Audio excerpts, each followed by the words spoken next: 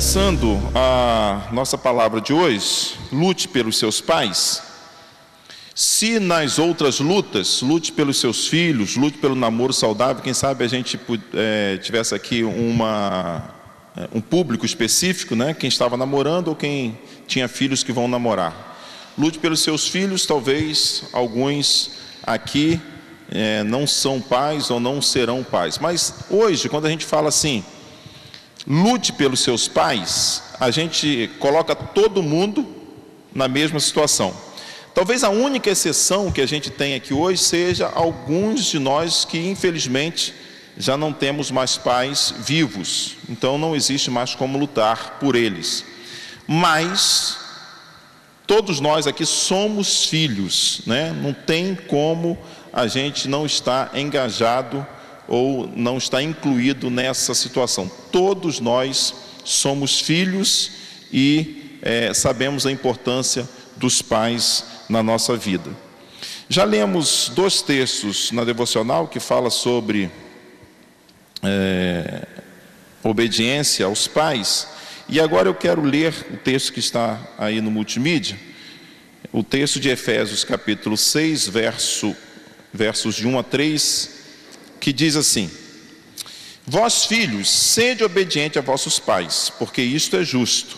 Honra a teu pai e a tua mãe, que é o primeiro mandamento com promessa, para que te vá bem e vivas muito tempo sobre a terra.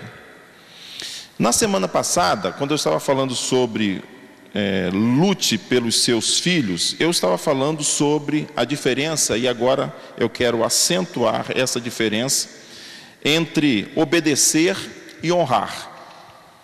A obediência, ela pressupõe um certo tempo. E na nossa cultura, nós podemos delimitar esse tempo ao seguinte: até que os filhos sejam dependentes dos pais, financeiramente, geograficamente ou emocionalmente, eles devem obediência. Então, independente de um filho ou filha já ter completado a sua maioridade, eles devem ser obedientes aos seus pais, prestar-lhes obediência. Ainda que num grau de maturidade que uns têm mais do que outros, mas pelo menos os filhos dizer aos pais: eu estou saindo a essa hora, vou chegar a tal hora. Isso é dar obediência. A partir de certo momento da nossa vida, quando nós nos casamos ou nos tornamos totalmente independentes, como saímos de casa para viver uma vida, para morar em outro estado, em outro país, ou para vivermos independentemente, aí passa a nossa responsabilidade de prestar honra. A minha palavra nessa noite é mais sobre honra. Nós temos a obrigação bíblica de honrar os nossos pais. Que é o sábio, né? Sábio é aquele que valoriza o que tem antes de perder, tá?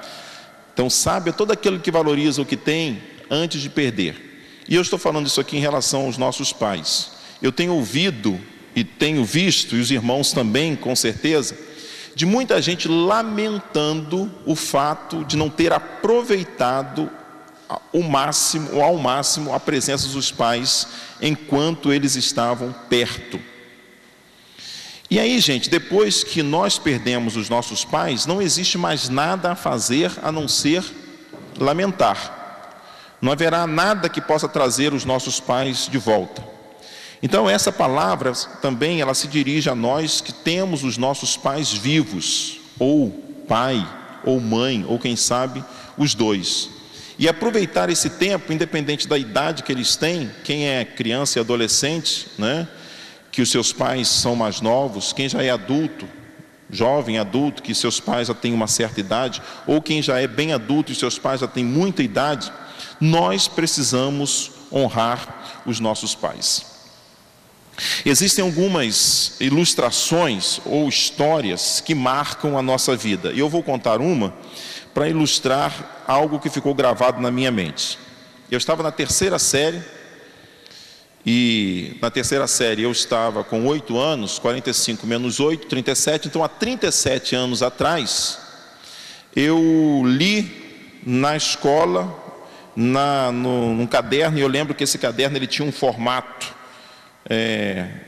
na horizontal, e tinha algumas histórias que era para a gente fazer interpretação de texto, e essa história ela contava uma prática de uma comunidade que vivia em uma certa região, uma região interiorana, uma região de tribo, podemos pensar assim, mas que havia uma prática interessante nessa comunidade. Diz a história que todos os filhos, quando os pais completavam uma certa idade aí, ou seja, quando estavam bem idosos, e a história diz isso, quando eles não tinham mais capacidade de talvez se locomover, de fazer os seus afazeres sozinho, cuidar da sua higiene, havia uma prática nessa comunidade de pegar os pais, o filho pegar o pai e levá-lo para uma caverna. E a história diz que um filho então pegou o seu pai, colocou-o nas costas e levou-o para uma caverna para deixar lá. Preocupado com a situação do pai, o pai já estava em situação de não poder se cuidar sozinho. E ainda estando sozinho na caverna, diz a história que esse filho então levou um cobertor. E aí chegou lá, ele despediu-se do pai e pegou o cobertor e ele disse assim: aqui, pai, para que você possa se aquecer nos tempos de frio que o Senhor vai passar aí nessa caverna. E imediatamente o pai então puxa do bolso um canivete. E o filho perguntou assim: para que esse canivete, meu pai? E o pai disse assim: divida esse cobertor, porque daqui a alguns dias será o seu filho que vai trazer você para cá. E quando você vier para cá, se lembre que eu estive aqui sozinho, mas ainda assim eu lembrei de você e dividi daquilo que você deu para mim para minorar, para diminuir o meu frio, ou aplacar o meu sofrimento. E aí o texto se aplicava, e aí a gente tinha que fazer interpretação de texto, mas uma coisa que ficou marcada na minha mente era o seguinte: aquilo que você faz para o seu pai, provavelmente o seu filho fará com você. Não é à toa que Jesus, certa vez, e essa é a regra áurea do Sermão do Monte, quando ele diz assim: tudo que quereis que os homens vos façam, fazei vós também. Se nós tratarmos bem os nossos pais, nós com certeza podemos aguardar que os nossos filhos nos tratarão da mesma forma como nós tratamos os nossos pais.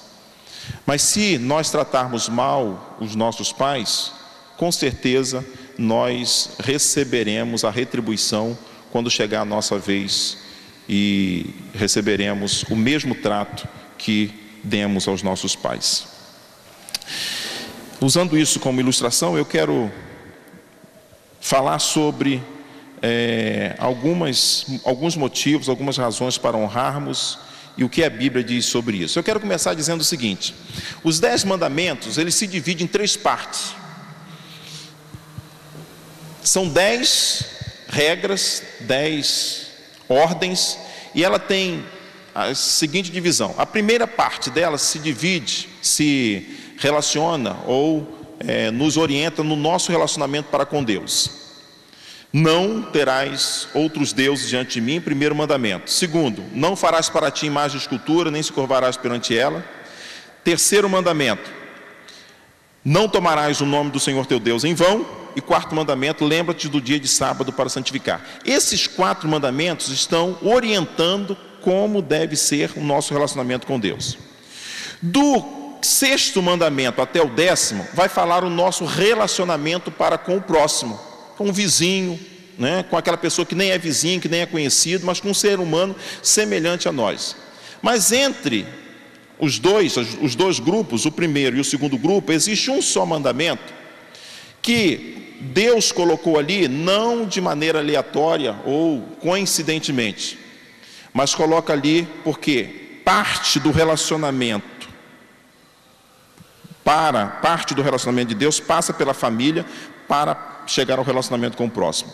Honra a teu pai e a tua mãe.